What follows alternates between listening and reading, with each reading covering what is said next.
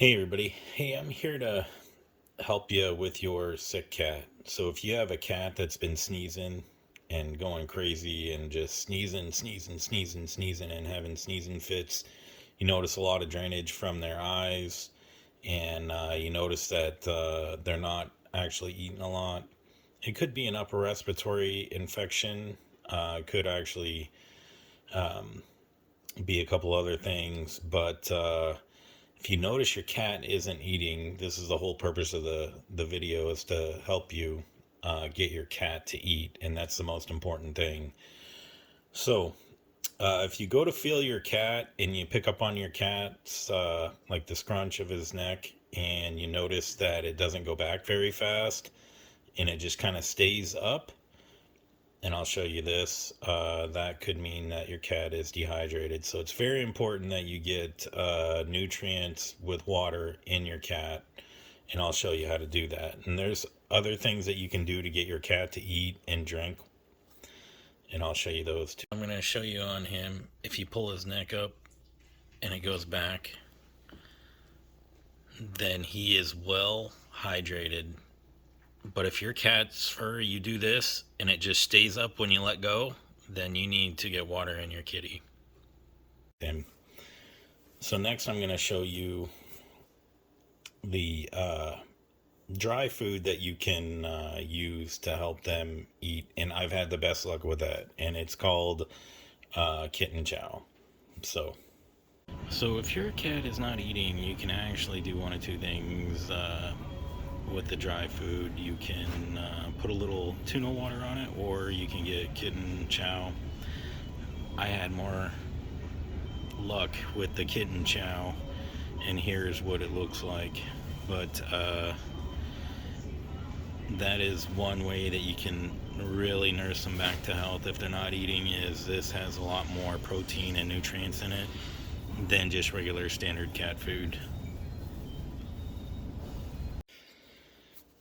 So as I stated, with the kitten chow, you can even put some tuna water on it to make them smell. The whole thing is you want to clean out that nose the best you can. If it's plugged, even use a baby dropper on it. I'll show you. So you can actually put this up to their nose and suck all the snot out of it. This also works great if you have cat hair in your ear. You can get the cat hair out of your ear. I know that's crazy, but who would have known? Trust me on that one. And so I've also had good luck with baby food. So I got some beef and gravy, and it's pureed. You can make your own pureed meat if you have time. But I would just go to the store and get some baby food. The beef or chicken is good. I would try a couple of different types, so that way they can sniff it and see if they like it. But the whole reason behind this is to get them to start eating and to get water into their body, and you can save your cat. So one of the foods that I like to get is, I will just go get a box of the Friskies if my cat is sick. And the classic pate is the kind that you want. And as you can see, you actually have the whole block, and you can cut it however you want. So I've had the best luck with turkey and giblets dinner, and also the mixed grill. The mixed grill actually has been a lifesaver many times for many cats. But I'm going to go ahead and show you. So if they just don't eat it on their own when you open the can and you put it out for them, you may have to feed them, and that's the only way to save them. And I'll show you how to mix this, so that way you know exactly what to do if your cat needs to be force fed. And don't be afraid. I'll tell you a technique that I use to actually feed the cat. So one of the first things that you're going to do is go get one of these little needles at Walmart or whatever your closest store is. And they actually even have ones that have measurement on them. And let me see if I have one of those. So this one has measurements on it, and it tells you exactly how many milliliters, and it's 10 milliliters, 2 teaspoons, and this also has a lock on it, so you can maneuver it. So you can buy different ones of these, and of course, the gauge of the needle is also going to be big or small. It helps if it's longer. As you can see, this one has been used and bitten on, and this one is a little bit longer still. So, but you're going to want to put this aside, and I'll show you how to mix the food. So when I open the food, that's what it looks like. I know it's not the very. It does actually smell kind of good, but I'll take somebody else's word if it tastes good. But you're gonna want to cut this. If your cat is sick, and mind you, I'm not a vet, but if your cat's not eating, this is what you can do if you don't have the money to go to the vet, or if you need to nurse your animal before the vet opens, if it's especially if it's like late at night or whatever, and you notice your cat's not eating. So what I do is I just cut it into fours.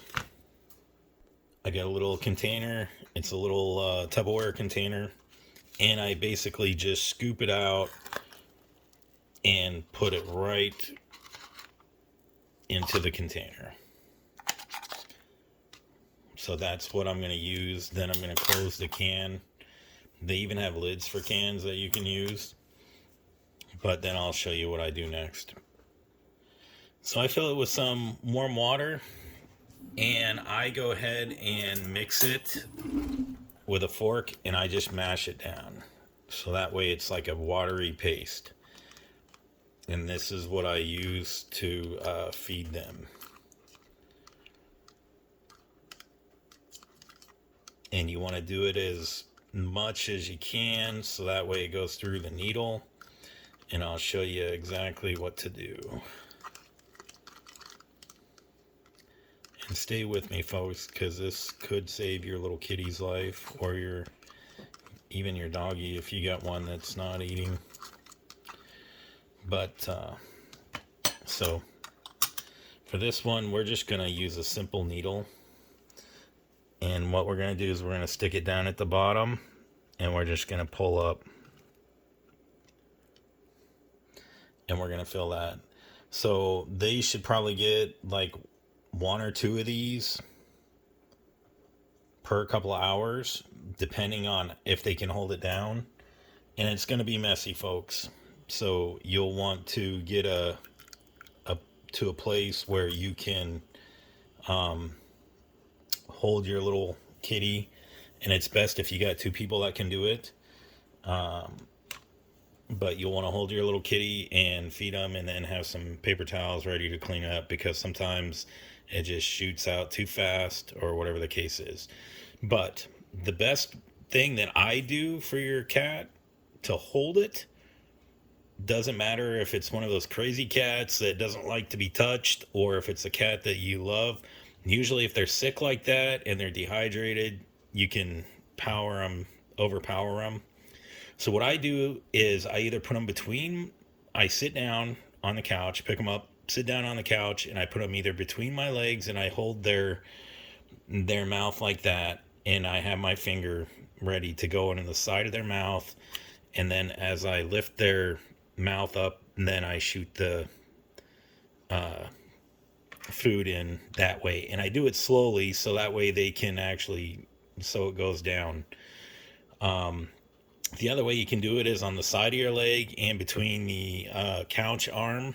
If you don't have another person, you can squish them between the couch arm and your leg, or recliner arm and your leg. And then you can hold their mouth with one hand, put the finger in the side of their mouth to their teeth, and they'll automatically open their mouth. And just kind of slide your finger back to where they can't bite down all the way. If you feel better, you can even wear gloves, especially if your cat hasn't had shots or anything. But that's one of the easiest ways to do that that I've done on my own. And trust me, folks, I've had to do this. So with that all being said, if you've watched this whole 8-minute video and it has helped you, please put in the comments, like and subscribe. And I hope this helps you and saves your kitty. As always, you want to go to the vet, make sure there's no other underlying condition.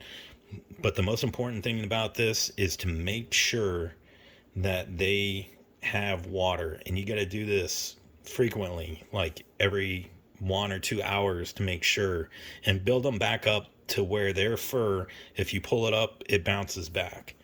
And then usually they'll start eating on their own. But with these 3 things, that should help them get their appetite back. And once they get a little strength back, they'll eat on their own. So like and subscribe. Thank you very much. I hope this helps.